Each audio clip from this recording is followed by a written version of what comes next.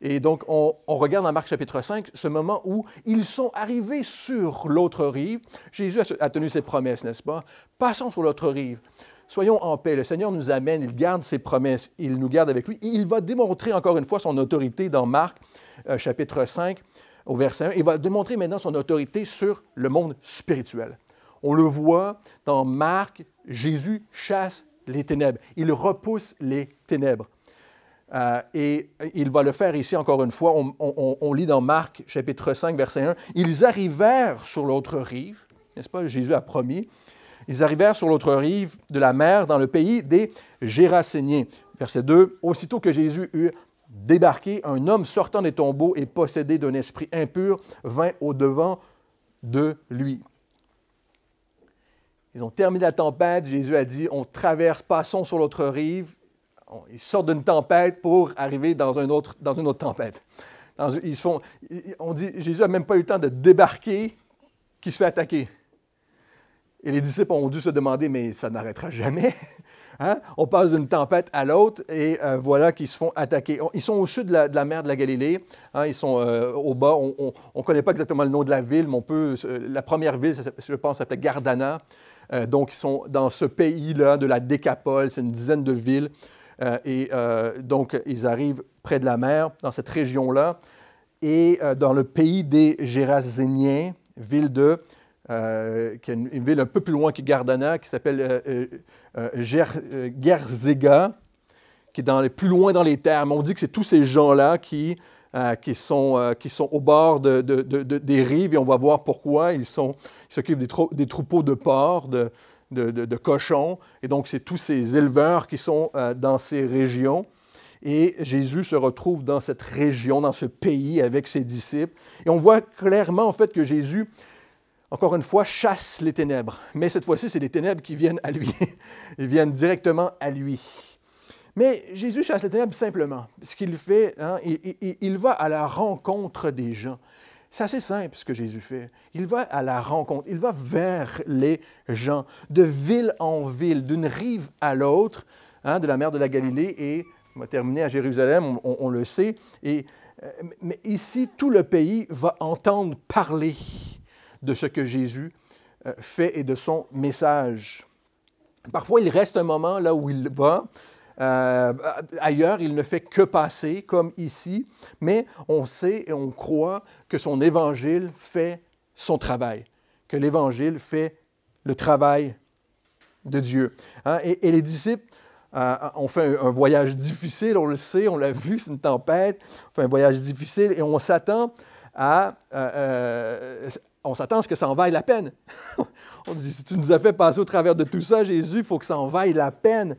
Mais la réalité, c'est que Jésus et les disciples ne font que passer, vont rester qu'un instant dans ce pays. Et ils viennent en quelque sorte, et on le voit, pour aider un seul homme. Pensez-y.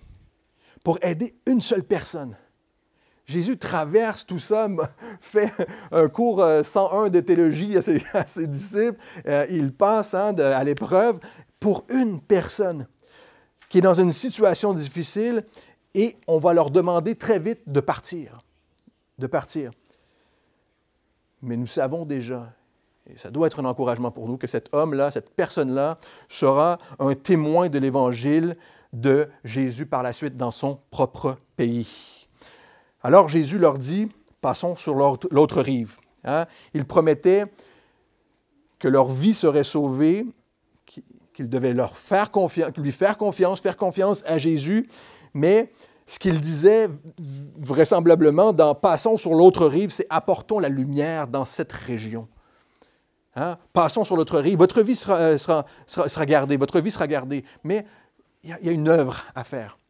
Amenons la lumière dans cette région. Alors que Jésus commençait à être connu, hein? Il était connu pour manger avec les pécheurs, on l'a vu avec les chefs religieux parmi les Juifs. Aucun Juif, à ce moment-là, qui était avec Jésus, aurait pu être confortable dans cette position de se voir arriver dans un pays de non-Juifs où on élevait des cochons, des porcs. C'était compliqué pour eux. Ils disaient, « Jésus, tu nous as fait traverser tout ça, j'espère que ça va en valoir la peine. Hein, mettons-nous à la place des disciples à ce moment-là. Mais ils se retrouvent donc dans une situation avec des non-juifs, on dit des gentils, dans une région impure. Impure, non seulement ça, on élève des cochons. On le sait, les Juifs restaient loin des cochons. C'était une région qu'on considérait, pour laquelle on devait rester loin. Parce qu'il y avait ces non-Juifs qu'on considérait comme pécheurs, parce qu'il y avait ces élevages de cochons.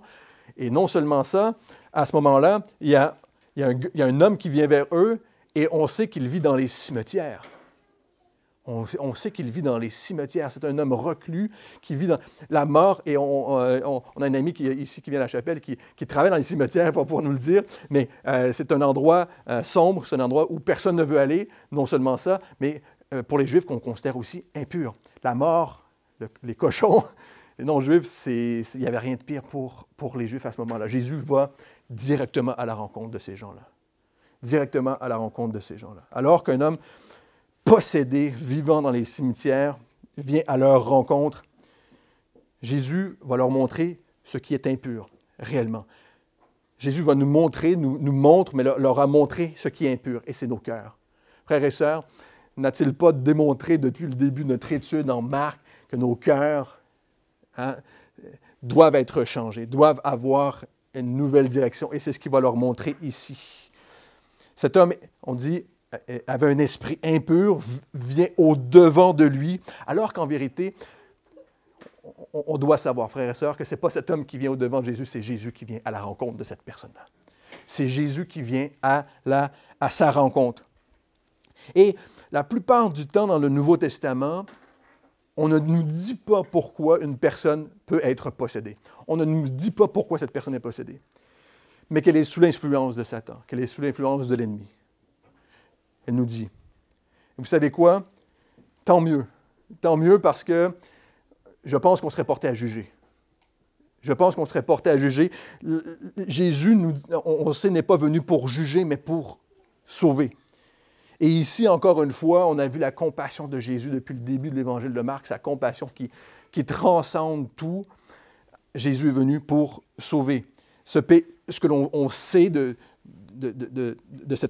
esprit impur, c'est que le péché, évidemment, a rendu cette personne ou a ouvert une porte à l'ennemi dans sa vie d'une manière ou d'une autre. Mais Jésus va démontrer encore une fois sa perspective de chacun d'entre nous. Il va démontrer comment il voit cette personne-là. D'ailleurs, il l'appelle cet homme. Hein, il ne l'appelle pas le possédé. Il dit cet homme, cette personne. On va lui redonner sa valeur, évidemment. Que cette personne aura un impact. Sa vie sera changée, que sa vie vaut la peine de traverser la mer de la Galilée avec plusieurs barques remplies d'hommes qui suivent Jésus, de laisser la foule là où ils sont. Hein, il se demandait, mais il dit, on laisse la foule pour venir là où il n'y a personne. Jésus voit un homme, il voit même un évangéliste, il voit même cette personne-là qui va faire une différence dans son propre pays. J'espère que vous êtes avec moi ce matin. Dans Luc chapitre 4, verset 18, je vous le lis, il nous dit « L'Esprit du Seigneur est sur moi, dit Jésus, parce qu'il m'a oint pour guérir ceux qui ont le cœur brisé, pour annoncer la bonne nouvelle aux pauvres. Il m'a envoyé pour proclamer aux captifs la délivrance, ceux qui sont captifs, et aux aveugles le recouvrement de la vue, pour renvoyer libres les opprimés. » Jésus est venu, il a dit, voici, c'est ça mon travail, et c'est ce que l'on va accomplir. Et j'espère que c'est un message d'encouragement pour vous ce matin. J'espère que c'est aussi un rappel pour notre mission aujourd'hui, évidemment, pour nous rappeler que Jésus est venu libérer les captifs. Et ce message-là, ce qui est intéressant, c'est que quand Jésus va revenir dans cette région-là, dans Marc chapitre 7, première chose qu'il va faire, c'est qu'il va donner la vue à un aveugle. Il est venu libérer les captifs, redonner la vue. N'est-ce pas? Et cette prophétie dans Ésaïe 49 a été donnée 700 ans avant que Jésus arrive. Et c'est spécifiquement, Jésus dit, c'est spécifiquement pour cet homme-là, pour cette personne-là. Vous savez, le monde juge. On peut s'inclure dans le monde. Hein? On est prêt à catégoriser. On est prêt à catégoriser les gens. Et les chrétiens aussi, parfois, on fait ça. N'est-ce pas? On est capable de faire ça. Si nous savions pourquoi cet homme est possédé, nous serions prêts à le condamner. Et c'est ce que son pays, c'est ce que les gens autour de lui ont fait, n'est-ce pas? Jésus a fait le voyage en mettant ses disciples à l'épreuve pour venir voir cet homme et lui redonner la vie, pour lui redonner la vie. Après, c'est un choix de suivre Jésus. C'est un choix personnel. Cet homme va faire son choix et le reste de la population aussi va faire son choix à ce moment. Va faire son choix aussi, mais Jésus sauve. Dans Marc chapitre 4, on continue, au chapitre 5, au verset 3, nous dit « Il avait sa demeure dans les tombeaux, hein, et personne ne pouvait le lier, et même avec une chaîne, car souvent on l'avait eu, il avait eu les fers aux pieds et avait été lié de chaînes, mais il avait rompu les chaînes et brisé les fers, et personne n'avait la force de le dompter. Il était sans cesse, nuit et jour, dans les tombes, et sur les montagnes, criant et se meurtrissant avec des pierres. » On l'avait reclus, on ne savait pas quoi faire avec lui, donc on l'avait. Hein, on était heureux qu'il vive dans les cimetières, qu'il était éloigné de la population. On était peut-être même satisfait. On n'arrivait pas à lui redonner sa dignité. On n'avait pas pu, on avait essayé avec les chaînes, évidemment, les moyens, mais on l'avait catégorisé, on l'avait repoussé. Être possédé, c'est quelqu'un assez simplement qui est spirituellement lié. Être possédé, c'est être spirituellement lié. Hein? Et parfois, on peut devenir physiquement lié par cette possession. Le corps, n'est-ce pas, mais c'est spirituellement que l'on est lié, et parfois physiquement aussi. Sa pensée était liée par l'ennemi, ses émotions. À ce point-ci, cet homme-là est un extrême, est dans un point extrême. Sa volonté est dominée par le diable. Il se meurtrissait. On est spirituellement liés. Parfois, ça a un impact sur le physique. Il se meurtrissait, il s'automutilait, il s'autodétruisait. Vous savez, il y a d'autres types d'autodestruction dans notre société. Il y a plusieurs types d'autodestruction. Si on peut simplement commencer avec nos amis qui font l'école de nutrition ici, mais ce désordre de la nutrition, à s'infliger du mal. L'anorexie, c'est une autodestruction. La boulimie, ces choses-là qu'on s'impose, qui sont tout près de nous, qu'on ne le voit pas. Se couper, vous savez, c'est des choses qui existent autour de nous. Hein. C'est des choses qui existent autour de nous, à laquelle on fait face. Mais ces choses-là qui nous autodétruisent ou que l'on se fait pour s'autodétruire, hein, démontrent quelque chose qui existe à l'intérieur. Démontrent quelque chose qui existe à l'intérieur. Certains, hein, plus légers, on traite notre stress et ce qui se passe à l'intérieur de toutes sortes de façons. Il y en a qui vont courir. Je ne sais pas s'il y a des sportifs, là. Il y en a qui vont courir, qui ont besoin de faire du sport, faire du vélo. Il y en a qui se reposent comme moi. Moi, il faut que je me repose à rien faire. Sinon, je ne me repose pas du tout. Là. Mais on traite, on gère notre stress et ce qui se passe, nos difficultés intérieures, de toutes sortes de manières et à toutes sortes de niveaux. Ici, se mutiler est à un autre niveau, mais qui est très présent malheureusement et même parmi les adolescents. Et on ne doit pas l'ignorer, frères et sœurs, on ne doit pas ignorer ces mots qui existent autour de nous et qui révèlent une réalité émotionnelle, spirituelle parfois autour de nous. On ne peut pas ignorer ces choses-là. On doit savoir. Jacques répète à l'Église, dans Jacques chapitre 1, n'oubliez pas qu'il y a des frères et des sœurs qui souffrent autour de vous. Il y a tellement de souffrances autour de nous, frères et sœurs. On ne peut pas passer à côté, ni dans l'Église, ni dans notre communauté, là où on se trouve. Les jeunes sont confrontés à tellement de perversité aujourd'hui. La perversité qui a un impact réel sur la jeunesse aujourd'hui. On ne peut pas croire que cette perversité, que ces choses-là à laquelle ils sont confrontés tous les jours, n'a pas un impact sur leur spirituel. Hein, les Corinthiens pensaient ça. Peu importe ce qu'on fait, peu importe ce qu'on mange, peu importe ce qu'on regarde, peu importe ce qu'on lit, ça n'a aucun impact sur... je pense qu'en France, on réfléchit comme ça. Ça n'a aucun impact sur ma vie spirituelle. Hein? C'est faux, frères et sœurs. Ce que l'on fait a un impact sur notre vie. J'espère que vous le croyez ce matin. Vous savez, les maux de la société révèlent des maux encore plus profonds de notre être. pas seulement émotionnel, ni physique, que l'on règle très souvent avec des cachets, mais ça révèle l'état de notre âme, l'état de notre perdition. Frères et sœurs, on apporte un message, une bonne nouvelle, un évangile, message d'espoir en Jésus, message qui va nous encourager encore aujourd'hui dans la parole de Dieu, mais qui doit être pris en compte. Notre état spirituel doit être pris en compte avant toute chose, alors que c'est généralement la chose qu'on laisse derrière. Alors que Satan a sa grippe sur cette personne-là, à sa main, a lié sa vie. Cette personne a perdu toute chose, a perdu sa dignité, sa famille, sa maison. Ayons compassion de cette personne-là. C'est ce que Jésus fait. Et c'est le genre de destruction que Satan veut amener dans chacune de nos vies. C'est le genre de destruction que Satan veut faire. Avoir une vie reclue, loin des vivants, n'est-ce pas? Dans les cimetières, dans les morgues. Ce n'est pas une place qui est confortable, évidemment, à être si cette personne se retrouve dans cette situation et se retrouve dans sa société, dans sa vie, juste reclus, séparé de toute personne. Mais le diable avait la main sur lui. Au verset 6, dans Marc chapitre 5, il vit Jésus au loin. Cette personne vit Jésus au loin.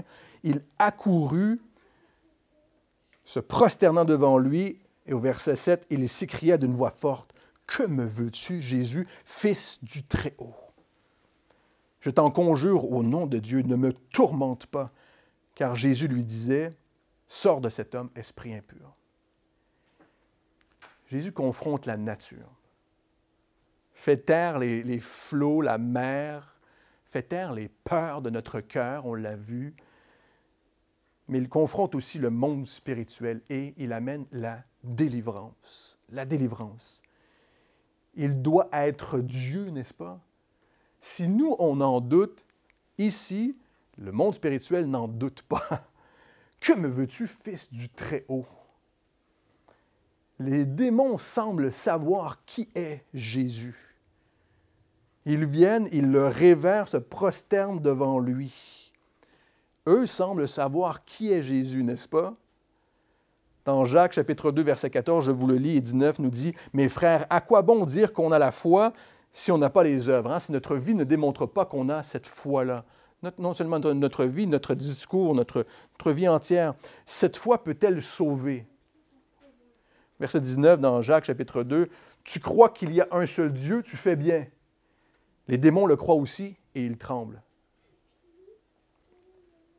Les démons viennent voir Jésus, cette personne avec ses esprits impurs, reconnaissent qui est Jésus et disent, « Mais qu'est-ce qu'il y a entre toi et moi? Qu'est-ce qu'il y a de commun entre toi? Que me veux-tu? » Rien. Jésus, il n'y a rien de commun entre toi et moi. Sauf la vie de cette personne-là. C'est la vie de cette personne-là que je réclame aujourd'hui. Ta vie que Jésus vient pour réclamer. J'espère que c'est un message d'encouragement pour vous aujourd'hui. La Bible déclare qu'il n'y a rien de commun entre Dieu et Satan. 1 Jean chapitre 1, verset 5 nous dit « Dieu est lumière et il n'y a en lui aucun ténèbre. » Il n'y a rien, il n'y a pas de noirceur en Dieu. Il n'y a rien de commun. Et les démons savent exactement ce que Jésus va faire. Jésus n'a pas dit un seul mot, hein, autre que « sors de cet homme ». Il n'a rien fait, il n'a rien dit, il a mis le pied sur terre et ils sont venus à lui. Il s'est juste présenté et ils ont su, les ténèbres ont su qu'ils étaient dans le trouble. Ils ont compris qu'il y avait un problème pour eux. Vous savez, on fait de l'évangélisation deux fois par semaine, quelques-uns d'entre nous, et on nous insulte parfois. C'est rare, hein, mais on nous insulte parfois. Dernièrement, on nous a dit, « Mais vous embêtez tout le monde avec votre évangile. Vous embêtez tout le monde. » Et j'ai dit ça à Christian, qui a une voix tellement chantante. « Bonjour. » J'ai dit, « Monsieur, vous embêtez tout le monde avec votre joie, avec votre amour, avec votre évangile de paix. » Vous me suivez ce matin? Les ténèbres, la noirceur sont embêtées par la lumière, évidemment.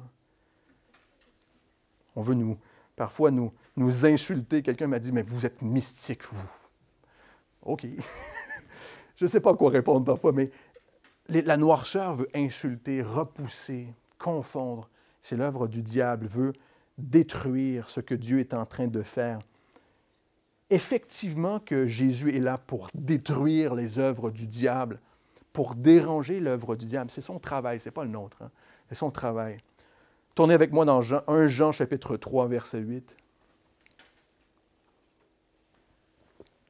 Nous, on a vu dans notre dernière étude, on va là où Dieu nous demande d'aller et on l'amène avec nous, n'est-ce pas? Il n'y a rien de mieux que l'on puisse faire. Il n'y a rien de mieux que l'on puisse faire. Apporter l'Évangile, continuer à apporter ce message d'amour, de grâce pour chacun et chaque homme, chaque femme. Dieu ne nous demande rien de plus, mais son travail à lui, 1 Jean chapitre 3, verset 8, « Celui qui commet le péché est du diable, car le diable pêche dès le commencement. Le Fils de Dieu est apparu afin de détruire les œuvres du diable. » Le Fils de Dieu est apparu afin, lui, de détruire les œuvres du diable. C'est le travail de Dieu, frères et sœurs. Nous, on se réfugie en Dieu. On se réfugie en Dieu. On a un espoir, une protection. Quiconque est né de Dieu ne commet pas le péché parce que la semence de Dieu demeure en lui. Si vous avez reçu l'Évangile, ce message d'espoir, si vous avez cru en Dieu, remis votre vie dans les mains de Dieu, vous êtes protégé du diable. Alors que Satan veut détruire ces hommes, Jésus est venu pour les délivrer. Jésus est venu pour les délivrer. Et il n'y a pas de doute ici à avoir aujourd'hui sur la puissance de Jésus face aux forces spirituelles. On ne doit pas douter. Colossiens chapitre 2, verset 15, je vous le lis, nous dit « Jésus a dépouillé les principautés et les pouvoirs et les a publiquement livrés en spectacle, en triomphant d'eux par la croix. » Et on peut dire « Amen ». Vous avez le droit ici, vous avez le droit d'aller chercher un café, vous avez le droit de dire « Amen ». Mais on doit se réjouir de ce que Dieu fait. Il a dépouillé les principautés pour nous. Il a vaincu la mort. Quelqu'un cette semaine m'a demandé, il ne m'a pas demandé mon avis. Pourquoi Jésus est venu mourir pour moi? Il ne m'a pas demandé mon avis. J'ai dit, est-ce que vous demandez votre avis à vos enfants quand vous savez qu'ils commettent quelque chose de mal pour eux-mêmes? Non, parce que par amour, vous savez ce qui est mieux pour eux. Jésus est venu par amour parce qu'il savait que la mort était indomptable et tu ne pouvais pas vaincre la mort, le péché. Il l'a vaincu pour toi. Quel message d'espoir! On ne doit pas douter de la puissance de Dieu. 1 Jean chapitre 5, verset 18 nous dit « Nous savons que quiconque est né de Dieu ne pêche pas, mais celui qui est engendré de Dieu le garde, et le malin ne le touche pas. » Celui qui est engendré de Dieu, celui qui a mis sa foi en Jésus, dans ce message de grâce et d'amour, il est gardé. Nous savons,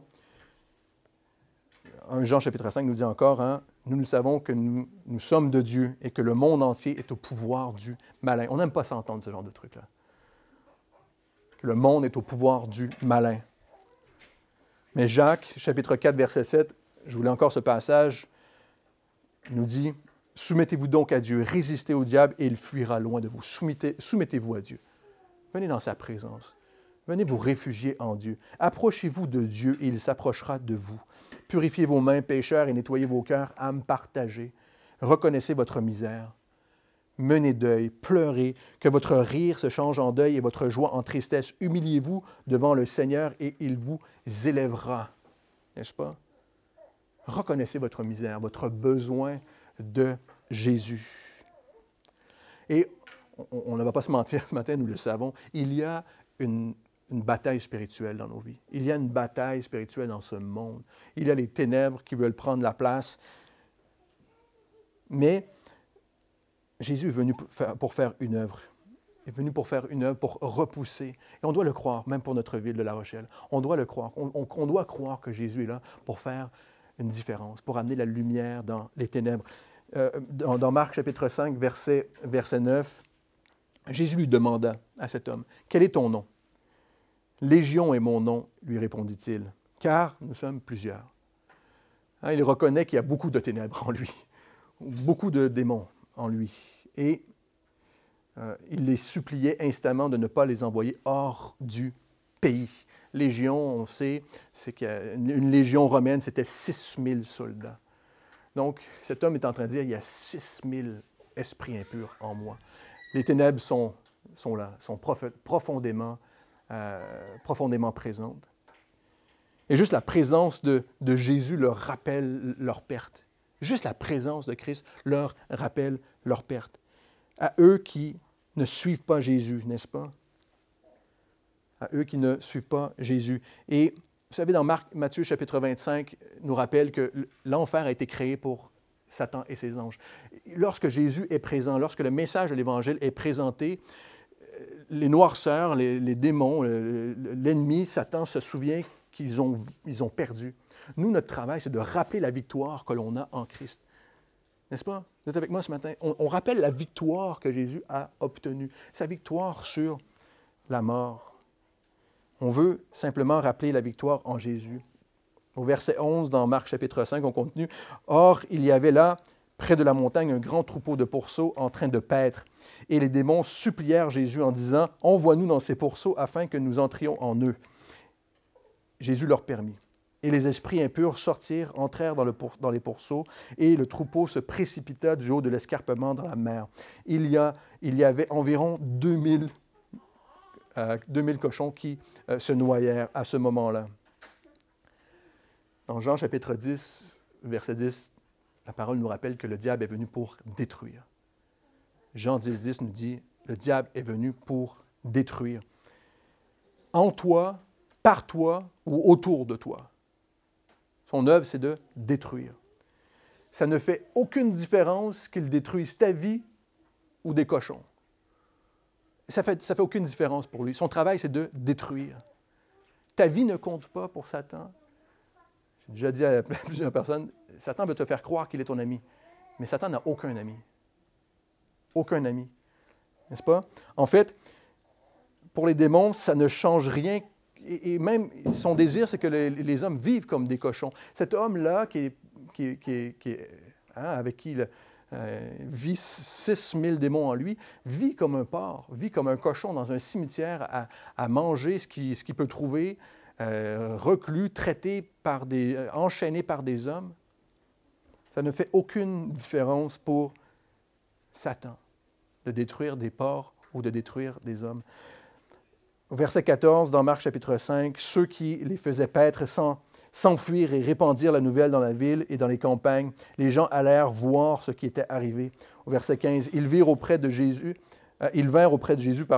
et virent le démoniaque, celui qui avait eu la légion, assis, vêtu dans son sens, et ils furent saisis de crainte.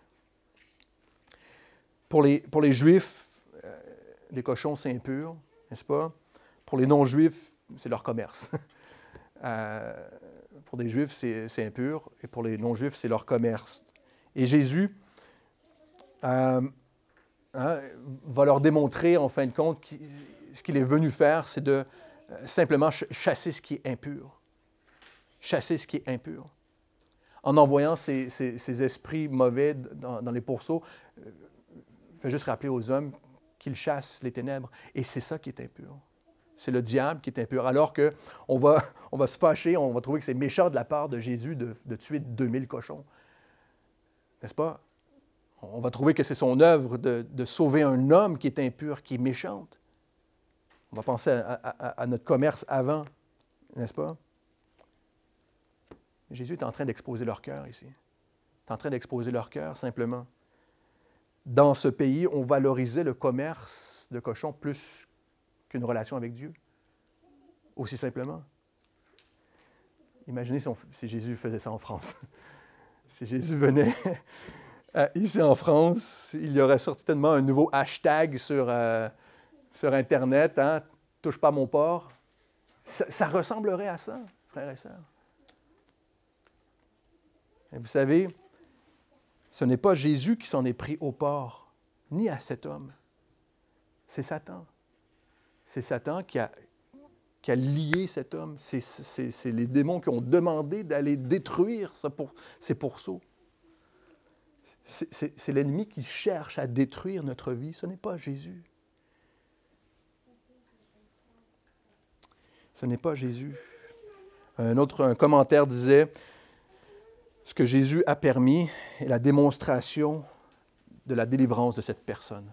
C'est une démonstration visible que cette personne était délivrée. C'est un exemple extrême, évidemment, qui ne se retrouve pas probablement à tous les coins de rue, mais c'est une indication de la puissance de Jésus pour détruire l'œuvre du diable.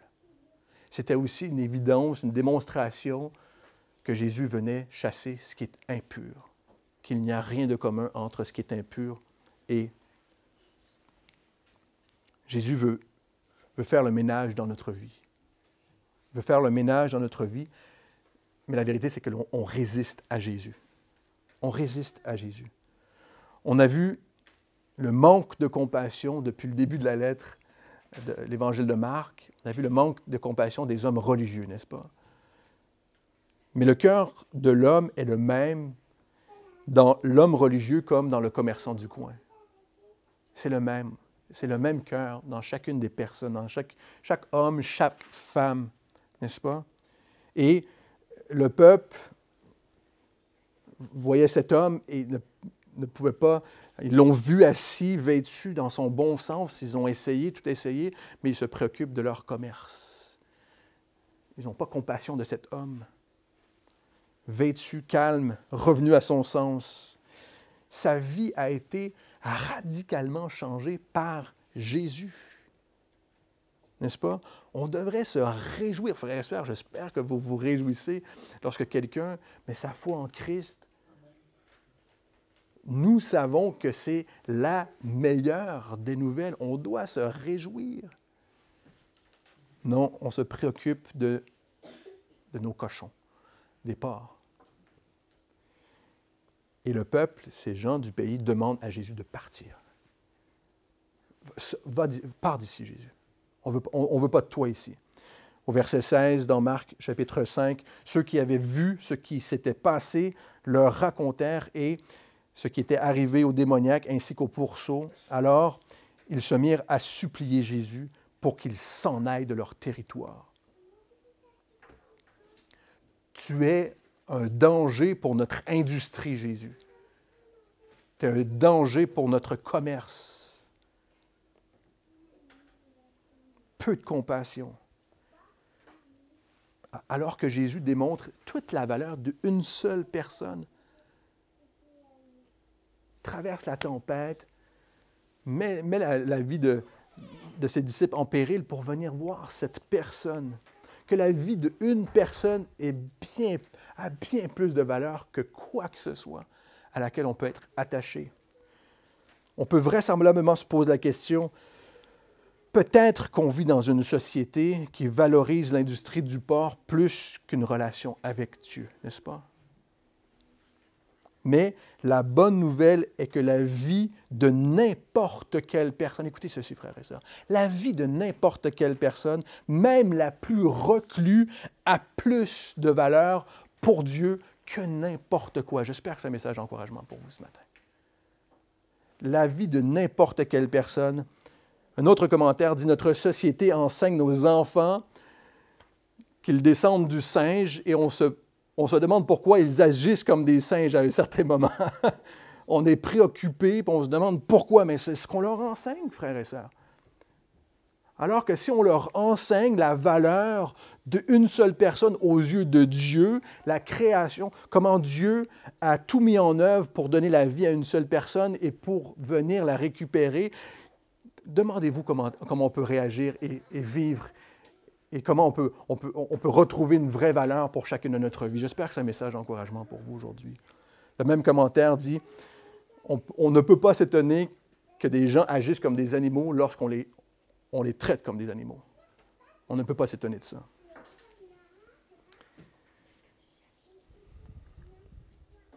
En Dieu, on réalise l'importance que l'on a chacun. Vous avez de la valeur, chacun d'entre vous. Chaque personne a une valeur pour Christ, pour Dieu, n'est-ce pas? Dans Marc, chapitre 8, verset 36, Jésus nous dit « Que sert-il à un homme de gagner le monde s'il perd son âme? » Imaginez de demander à Jésus de partir pour votre propre profit. Demandez à Jésus de partir pour votre propre profit. Ou afin que les gens autour de vous ne soient pas rejoints.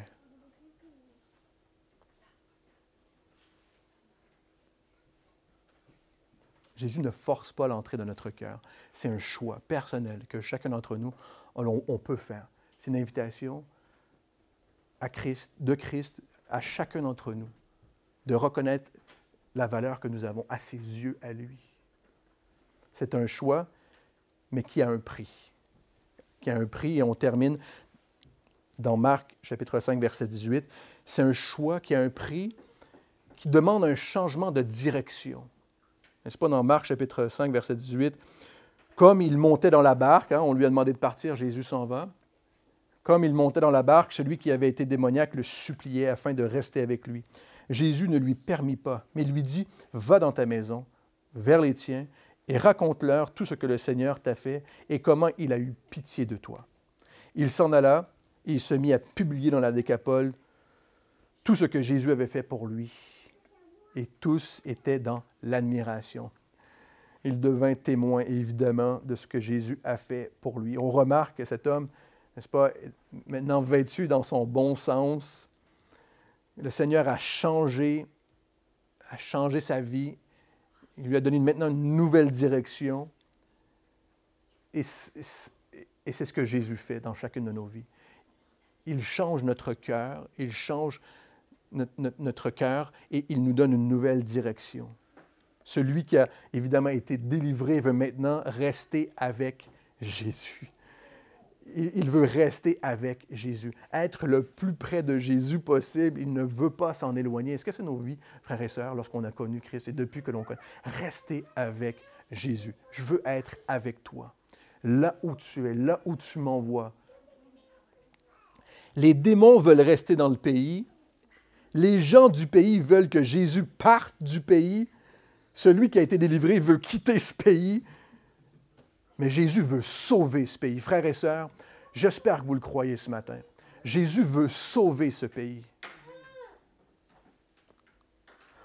Nous avons, chacun d'entre nous, une histoire à raconter aux gens de ce que Dieu a fait pour chacune de nos vies.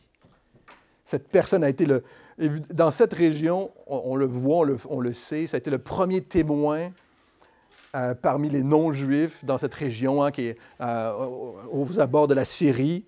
Et ça a été le premier témoin de ce que Jésus a fait dans sa vie. Jésus l'a missionné. Il m'a demandé de témoigner de ce qu'il avait fait pour lui.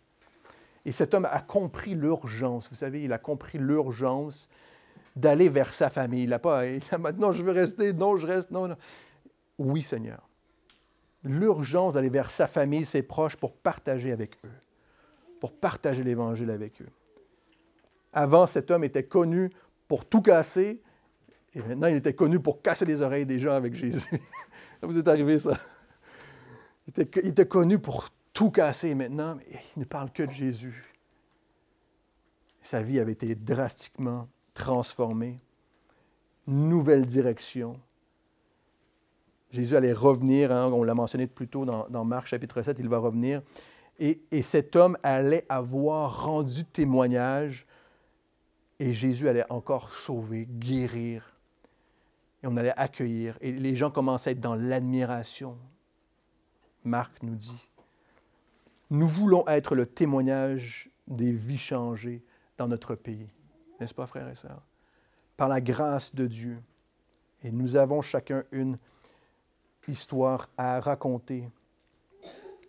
Et cette histoire, c'est qu'on est dans l'erreur, frères et sœurs, de croire que, même avec cette histoire, que la vie de cet homme a coûté 2000 pourceaux.